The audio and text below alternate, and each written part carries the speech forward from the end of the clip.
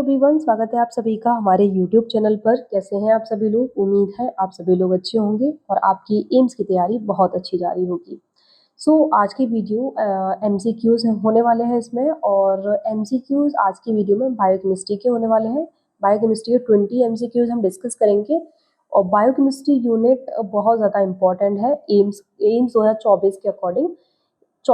AIIMS CRE में 24 वाले में बायोकेमिस्ट्री का सबसे ज़्यादा पार्ट पूछा गया था।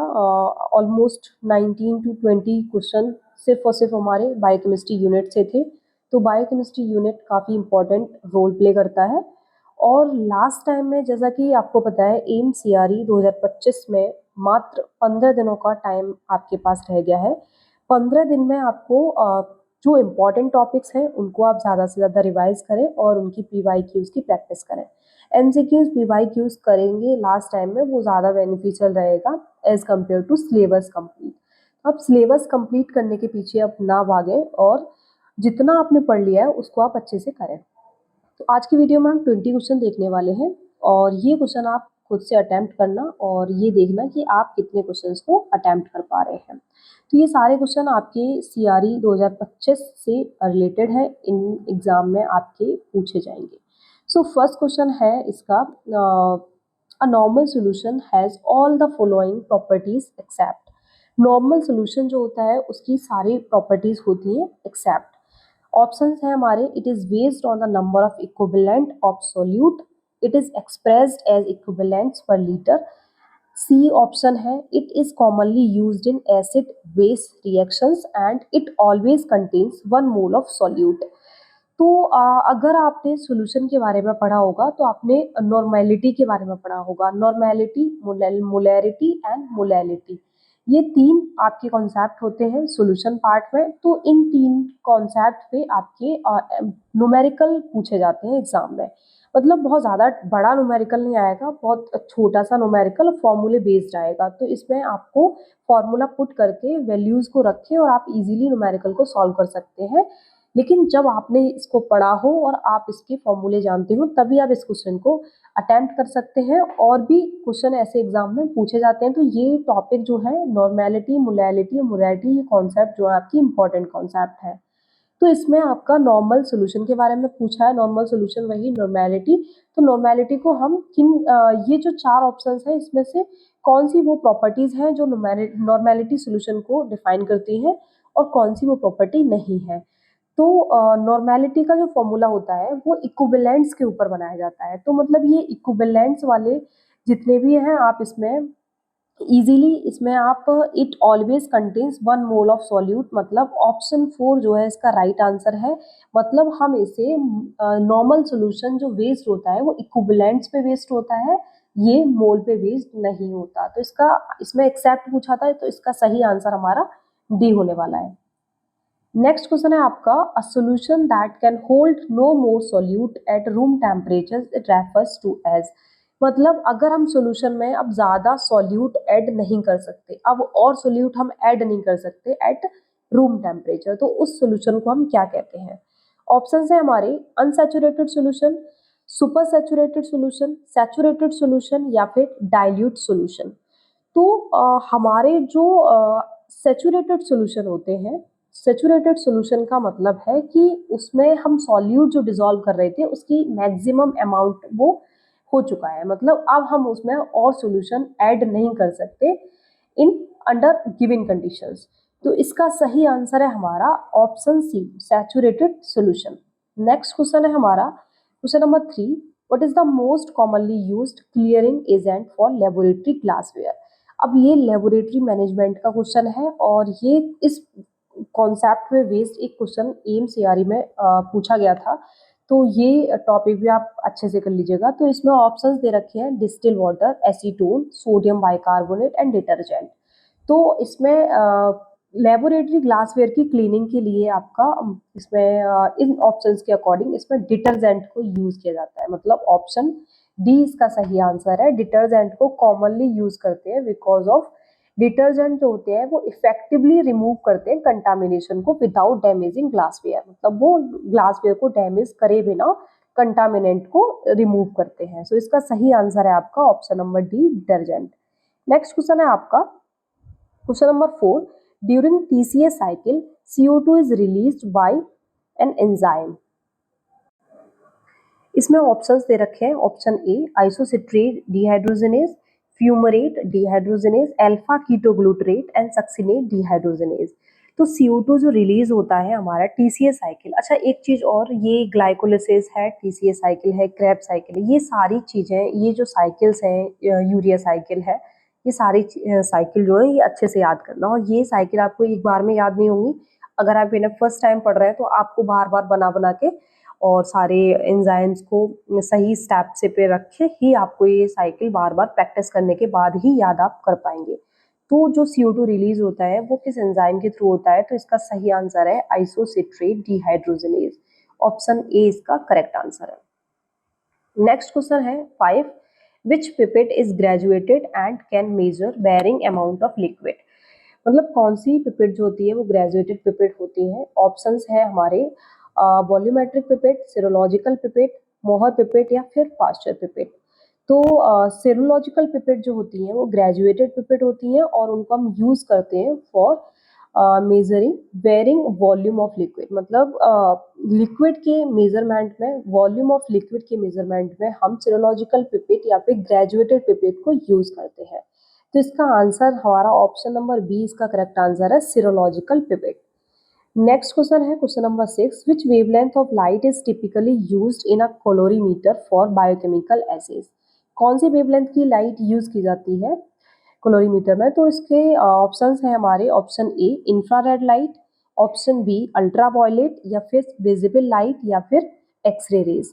तो कैलोरीमीटर में यूज की जाती है विजिबल लाइट, मतलब ऑप्शन सी इसका करेक्ट आंसर है।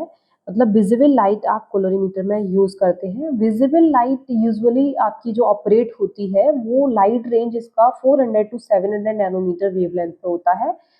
Through some may be used in UV light for specially assays. मतलब स्पेसिफाइड एसेज में इसको यूवी लाइट को यूज किया जाता है। तो ये वेवलेंथ जो है इसकी विजिबल लाइट 400 से 700 नैनोमीटर इसकी होती है।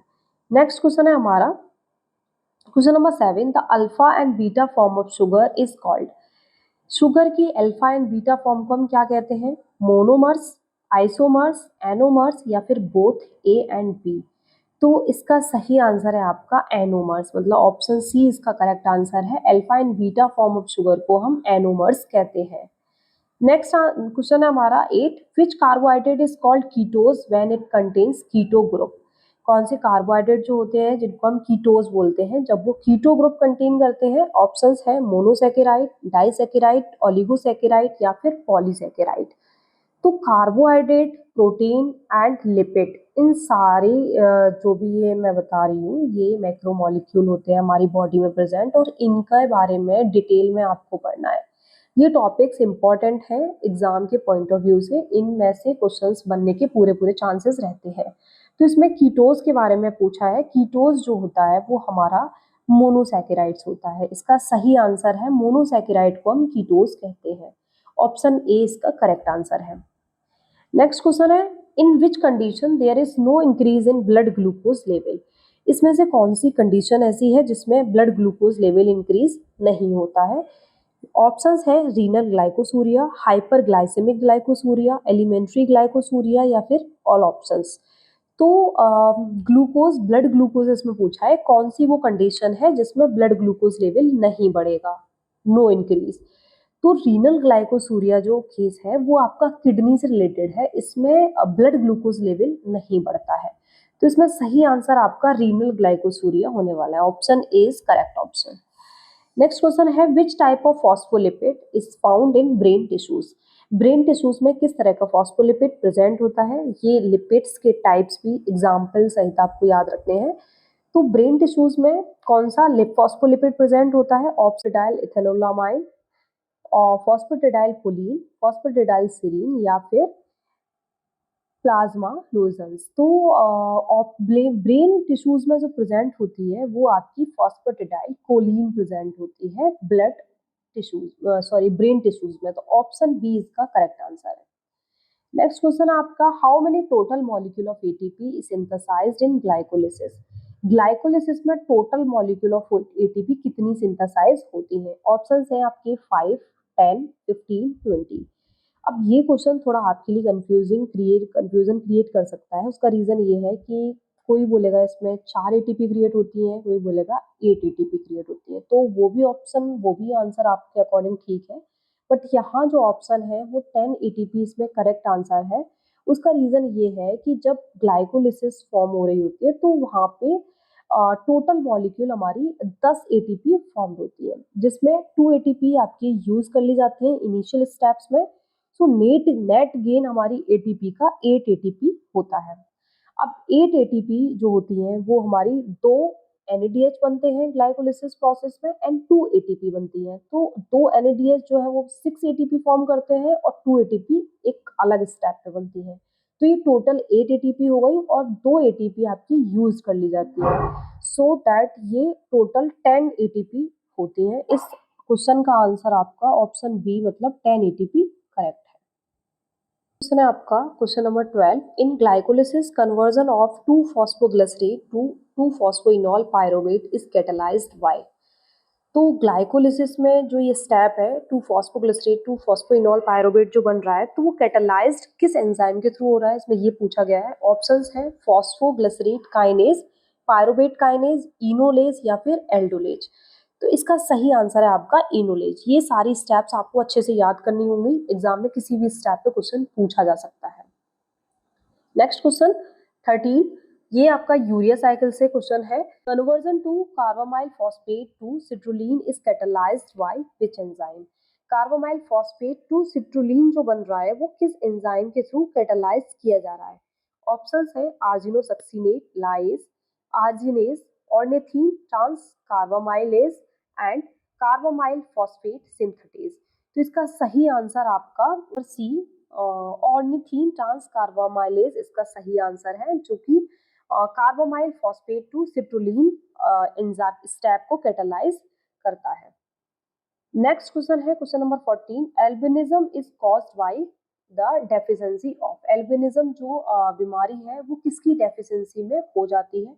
Option A tyrosinase, option B phenyl alanine hydroxylase, option C homogentisic acid, option D para hydroxy phenyl pyruvic oxidase. तो इसका सही आंसर है आपका option A tyrosinase. Option A इसका करेक्ट आंसर।